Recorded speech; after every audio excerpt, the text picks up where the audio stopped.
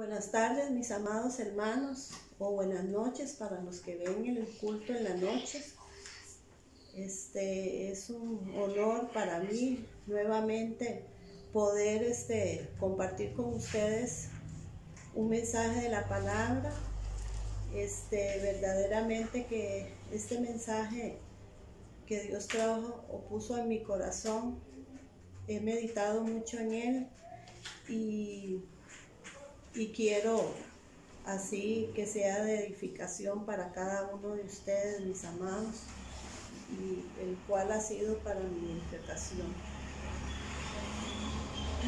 En 2 de Corintios 1:3 dice la escritura: bendito sea Dios y Padre de nuestro Señor Jesucristo, Padre de misericordias y Dios de toda consolación. Inicio con este pasaje para glorificar el nombre del Señor. En esta hora quiero hablarles de un tema que a la verdad ninguno de nosotros queremos pasar, y es el tema padeciendo como cristianos. Vamos a abrir nuestra palabra al Señor en Primera de Pedro, Primera de Pedro 4, del verso 12 al 19. Leo para ustedes.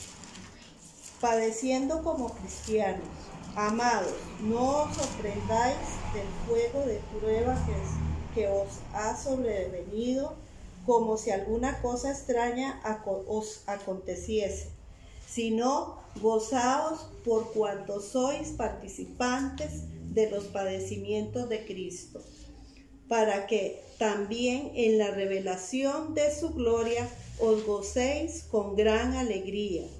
Si sois vituperados por el nombre de Cristo, sois bienaventurados, porque el glorioso Espíritu de Dios reposa sobre vosotros. Ciertamente de parte de ellos Él es blasfemado, pero por vosotros es glorificado. Así que ninguno de vosotros padezca como homicida, o ladrón, o malhechor, o por entremeterse en lo ajeno. Pero si alguno padece como cristiano, no se avergüence, sino glorifique a Dios por ello. Porque es tiempo de que el juicio comience por la casa de Dios. Y si primero comienza por nosotros, ¿cuál será el fin de aquellos que no obedecen al Evangelio de Dios? Y si alguno con dificultad se salva, ¿en dónde aparecerá el impío y el pecador? De modo que los que padecen según la voluntad de Dios encomienden sus almas al fiel Creador y hagan el bien. Buscando en el diccionario bíblico, la palabra padecer significa soportar, sufrir. También busqué la palabra padecimiento, que significa adversidad, aflicción, angustia, calamidad, dolor, sufrimiento, tribulación. ¿Cuántos de nosotros hemos experimentado, hermanos, dolor, aflicción, angustia o sufrimiento? En cierta manera, yo creo que todos. Aquí Pedro se refería a la persecución de los cristianos de ese tiempo. Y Pedro explica en este pasaje que hay 4 actitudes necesarias para ser triunfantes en la persecución. Quiero, mis hermanos, que por favor estén atentos a esta palabra. También busqué la palabra persecución y significa aflicción, opresión, tribulación. Y hermanos, verdaderamente el Señor no quiere que nosotros como hijos de Dios seamos, ¿cómo se llama? Por así decirlo, ignoremos acerca de esta palabra, acerca de la palabra del Señor. Él no quiere que nosotros ignoremos su palabra. Por eso Él usa a sus siervos, los profetas, y hoy en día pues usa también a sus vasos. Y escudriñando ahí las escrituras, me di cuenta, hermanos, que cómo nos falta a nosotros disponernos para aprender acerca del Señor, acerca de su palabra, para tener ese conocimiento. Y me quedé sorprendida de ver que en esos tiempos, antes o después del incendio en Roma, cuando Nerón era primer emperador, ese hombre fue sobremanera perseguidor, ¿verdad?, de los cristianos. Y dice, y leyendo ahí, me di cuenta cómo la persecución de esos cristianos, de nuestros hermanos, duró, hermanos, 200 años, dice la Escritura. Yo les pregunto hoy, ¿cuál es tu persecución? O en otras palabras, ¿cuál es tu aflicción?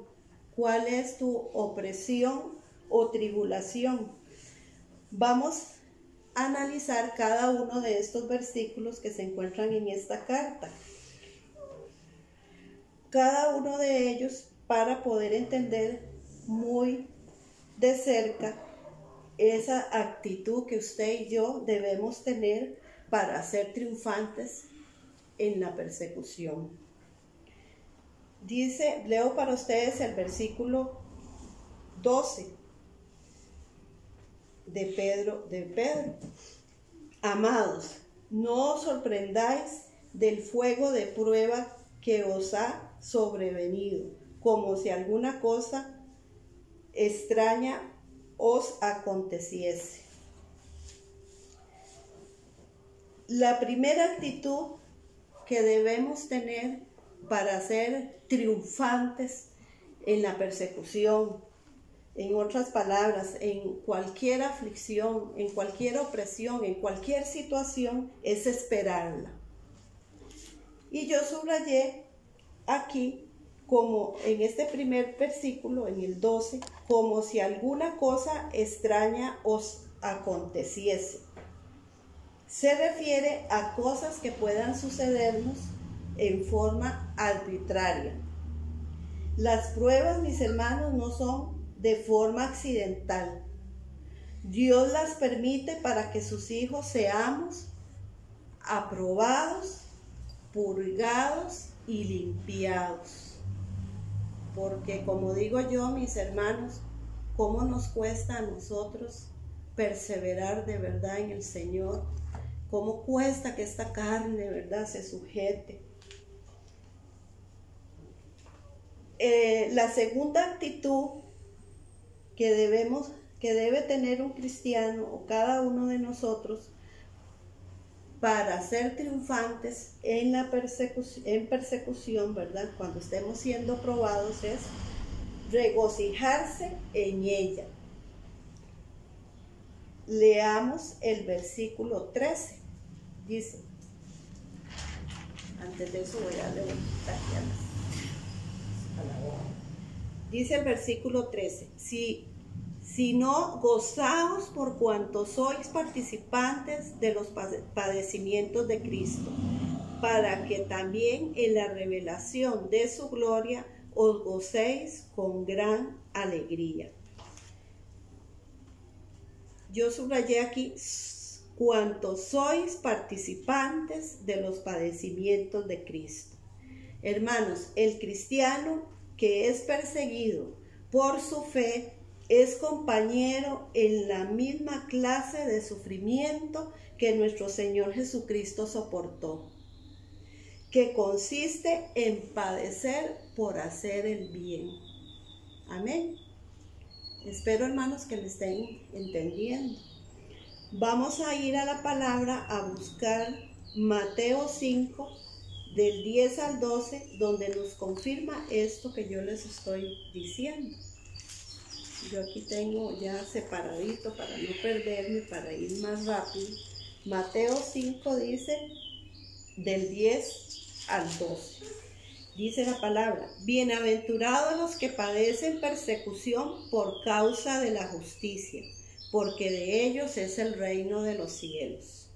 Bienaventurados sois cuando por mi causa os vituperen y os persigan y digan toda clase de mal contra vosotros mintiendo.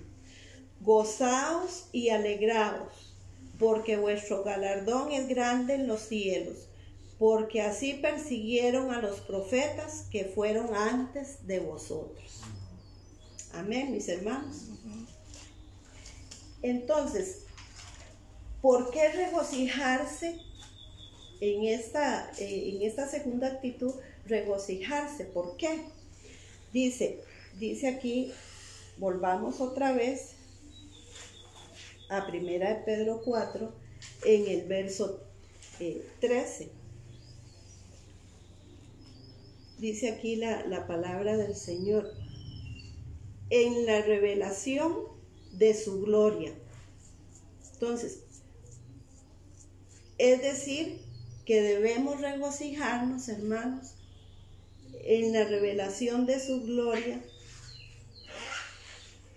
para ser triunfantes, ¿verdad? En la persecución, es decir, en la segunda venida de Cristo. Leamos Mateo 24:30. Vamos a buscar Mateo 24:30.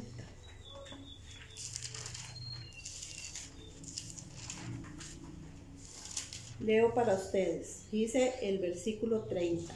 Entonces aparecerá la señal del Hijo del Hombre en el cielo, y entonces lamentarán todas las tribus de la tierra y verán al Hijo del Hombre viniendo sobre las nubes del cielo con poder y gran gloria. Amén, mis hermanos. ¿Por qué regocijarnos? Sigo aquí, busco otra vez, paso otra vez a la carta de 1 de Pedro 4. Y dice la escritura que os gocéis, dice aquí en el verso 3, os gocéis, en el verso 13, os gocéis con gran alegría. Se trata de un gran gozo, Un cristiano que es perseguido por la justicia en esta vida tendrá gozo rebosante en el futuro debido a su galardón, como ya lo leímos. Amén. Entonces debemos ser fortalecidos, debemos consolarnos cuando estamos padeciendo, cuando estamos sufriendo. Leamos Lucas 6 para confirmar esta palabra en versos 22 y 23.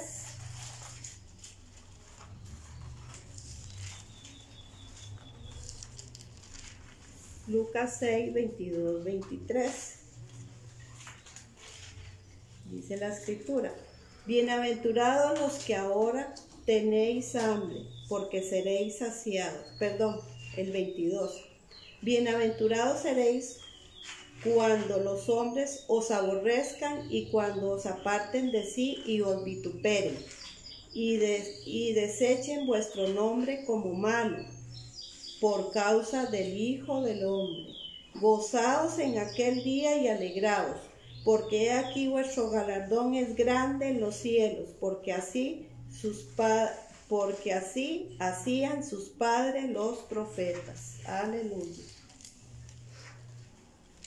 Volvamos otra vez a Pedro en el versículo 14. Dice la escritura: si sois vituperados por el nombre de Cristo, dice, entonces debemos regocijarnos también.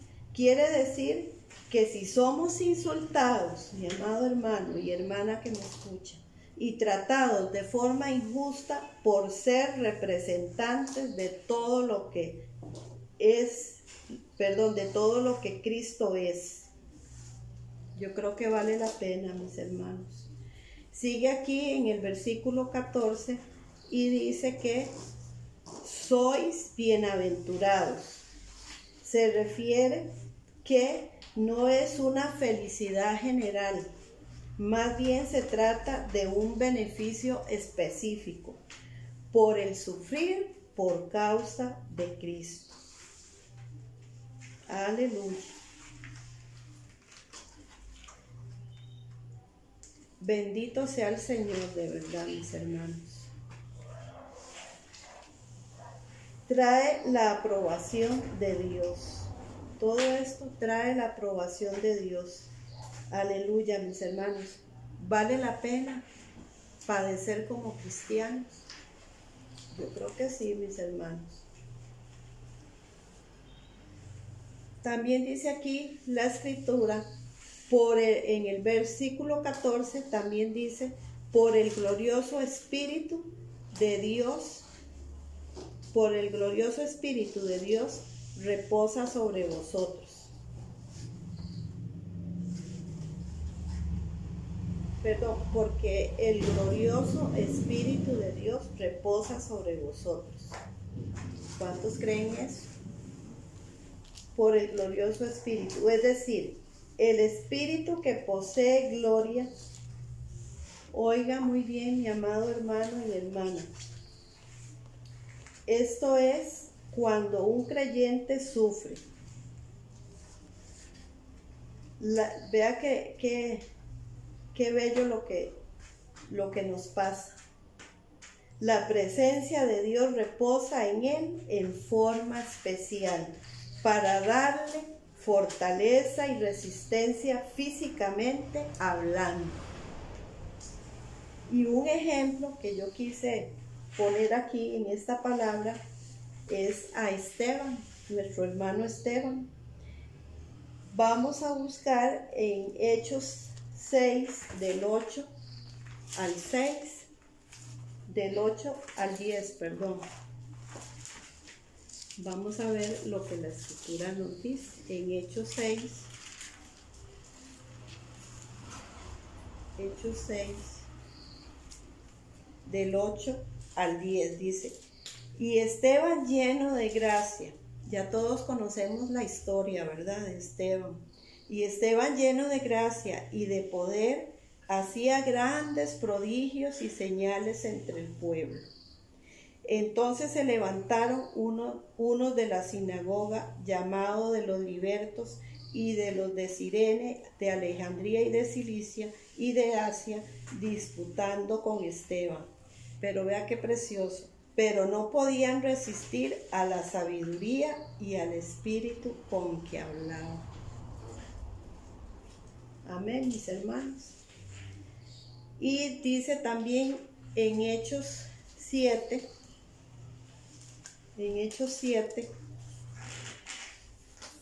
vamos a ver, Hechos 7.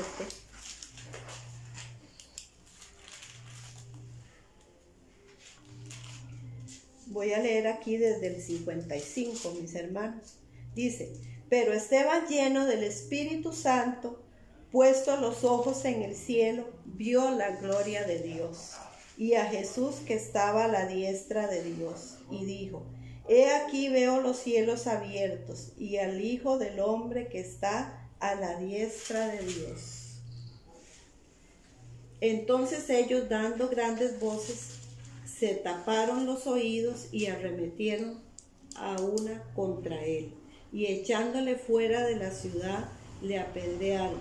Y los testigos pusieron sus ropas a los pies de un joven que se llamaba Saulo, y apedreaban a Esteban mientras él invocaba y decía: Señor Jesús, recibe mi espíritu. Y puesto de rodillas, clamó a gran voz: Señor, no les tomes en cuenta este pecado. Y habiendo dicho esto, durmió. Qué precioso, mis hermanos, cuando la presencia de Dios está en nosotros. Vea, esto es un ejemplo vivo de un hombre, Esteban, ¿verdad? Que por servir al Señor, por predicar su palabra, Dios en una forma especial ahí le estaba ministrando esa fortaleza y esa resistencia física. Aleluya. como tercera actitud para ser triunfantes en la persecución, debemos evaluar la causa. Volvamos otra vez, debemos evaluar la causa. Volvamos otra vez al pasaje de 1 Pedro 4. Leamos el verso 15 y dice la escritura: así que ninguno de vosotros padezca como homicida o ladrón o malhechor, o por entremeterse en lo ajeno. Dice aquí la escritura, por entremeterse en lo ajeno. Esto es como alguien que se inmiscuye en asuntos de otras personas. Aquí, esta escritura, Pedro alude o nos da a entender, ¿verdad?, acciones que podrían darse persecución por involucrarse en actividades revoltosas y alborotadoras del gobierno, ¿verdad? En esa época y en esta época también, ¿verdad?, se da. Entonces debemos de evaluar la causa. Un cristiano, vamos aquí a leer, dice, un cristiano que vive en una cultura no cristiana debe realizar su trabajo con fidelidad, exaltar a Jesucristo y llevar una vida victoriosa, porque servimos al Señor, no al hombre.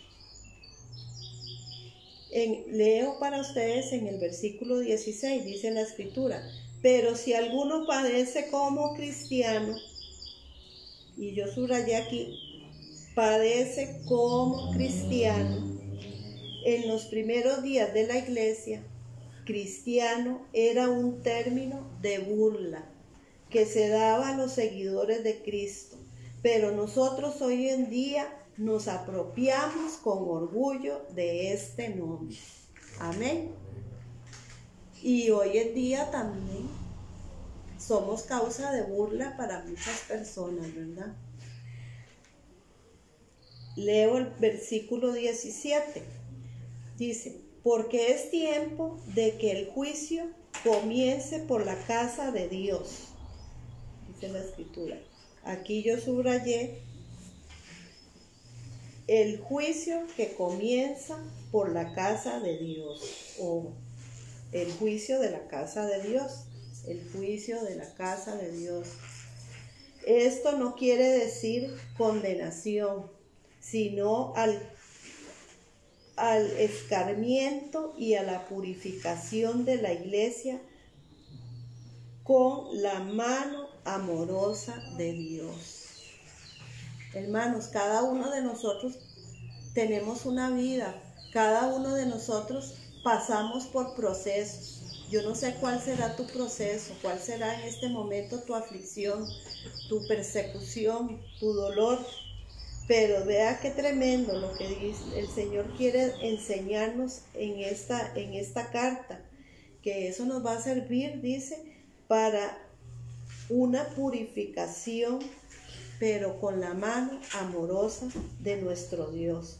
O sea, es mejor y más importante sufrir como resultado de la purificación y el fortalecimiento de Dios para la obra del reino que sufrir por la eternidad como los incrédulos en el lago de fuego.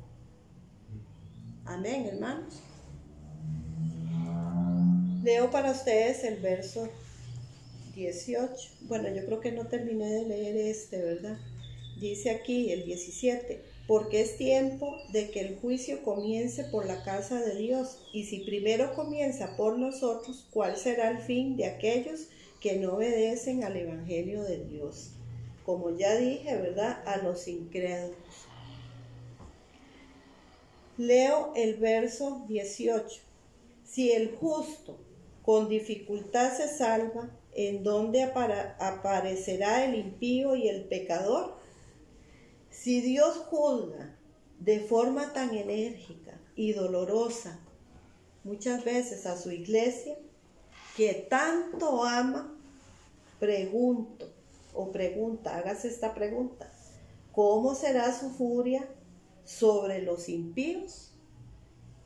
Leamos 2 de Tesalonicenses 1, del versículo 4 al 10. Leo para ustedes, mis hermanos, 2 de Tesalonicenses 1, del versículo 4 al 10. Dice: el cual se opone y se levanta contra todo lo que se llama Dios o es objeto de culto, tanto que se sienta en el templo. Ay, no, perdón, hermanos, es segunda 4. Segunda de Tesalonicenses, perdón, mis hermanos, es 1:4. Ya me desubiqué. Bueno, dice, Segunda de Tesalonicenses, capítulo 1, Segunda de Tesalonicenses, capítulo 1, del verso 4 al 10. Porque conocemos, dice, porque conocemos, hermanos amados de Dios, vuestra elección, pues vuestro evangelio no llegó a vosotros en palabras solamente, sino también en poder, en el Espíritu Santo y en plena certidumbre. Perdón, mis hermanos. Es segunda.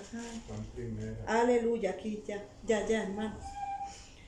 Segunda de Tesalonicenses 1:4. Tanto que nosotros mismos nos gloriamos de vosotros en las iglesias de Dios, por vuestra paciencia y fe en todas vuestras persecuciones y tribulaciones que soportáis.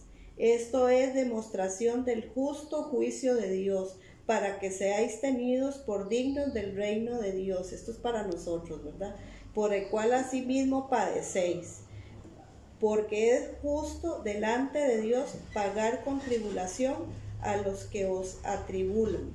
Y a vosotros que sois atribulados, daros reposo con nosotros, cuando se manifieste el Señor desde el cielo con los ángeles de su poder, en llama de fuego, para dar retribución a los que no conocieron a Dios, o sea, a los que no quisieron nada con nuestro Señor, ni obedecen al Evangelio de nuestro Señor Jesucristo, los cuales sufrirán pena de eterna perdición, excluidos de la presencia del Señor y de la gloria de su poder, cuando venga en aquel día para ser glorificado en sus santos y ser admirado en todos los que creyeron, por cuanto pues nuestro testimonio ha sido creído entre vosotros. Amén, mis hermanos. Entonces, aquí vemos cómo el Señor, aunque nos juzgue a nosotros enérgicamente, ¿verdad? Y dolorosamente, a su iglesia que tanto ama, es para un bien para nosotros, ¿verdad? Una cuarta actitud para ser triunfantes en la tribulación, llámele persecución, volvemos al 1 de Pedro 4. Y dice la Escritura: encomienden sus almas. Una cuarta actitud es, entonces, encomendarse a Dios. Y leo el 19. Dice: de modo que los que padecen según la voluntad de Dios encomienden sus almas al fiel Creador y hagan el bien. Entonces debemos encomienden, dice, sus almas. Encomendar es un término bancario que significa depositar para salvaguardia y protección al fiel Creador. Pedro usa esta palabra Creador para recordarnos a nosotros que leemos esta carta que al encomendar nuestras vidas a Dios, solo le devolvemos lo que Él mismo había creado. O sea, le devolvemos lo que Él, por lo que Él nos hizo, nos creó como nuestro creador, ¿verdad? Entonces, Dios conoce mejor que nadie las necesidades. Dios conoce entonces mejor que nadie, ¿verdad? Él es el único que conoce las necesidades de sus amadas criaturas. Él conoce tu necesidad, Él conoce tu prueba, tu dolor, tu corazón. Él todo lo sabe y somos hechura suya. Leamos, busquemos 2 de Timoteo 1, del 8 al 14. Leo para ustedes.